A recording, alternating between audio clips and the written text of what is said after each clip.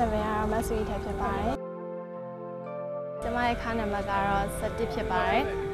ကျမရန်ကုန်စီးပွားရေးတက္ကသိုလ်မှာဝါနိစဗီယာအထူးပြုနဲ့တတိယနှစ်မှာပညာသင်ကြားနေရကြောင်းတို့ဖြစ်ပါတယ်မိသားစုဝင်ကြီးဖေရဲ့မေရဲ့ညီမလေးတယောက်နဲ့မောင်လေးတယောက်ရှိပါတယ်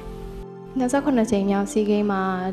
စူပန်ငါးရဖြစ်ရွေးချယ်ခံခဲ့ရနိုင်ငံတော်ပွဲကြီးတစ်ပွဲမှာ volunteer ဖြစ်ဝင်ရောက်ရှင်ပြိုင်ခဲ့တဲ့ဟာပေါ့ဒီပြိုင်ပွဲကြီးမှာအကြောင်းရင်းကိုစားပြုဝင်ရောက်ရှင်ပြိုင်ခွင့်ရခဲ့တဲ့အတွက်လည်းအရင်ပဲဝမ်းသာပါတယ်ဒီပြိုင်ပွဲကြီးမှာတက်ကူပေါင်းဆောင်တငယ်ချင်းတွေနဲ့လည်းတွေ့ခွင့်ရတယ်ရှင်ကြီးခွင့်ရတယ်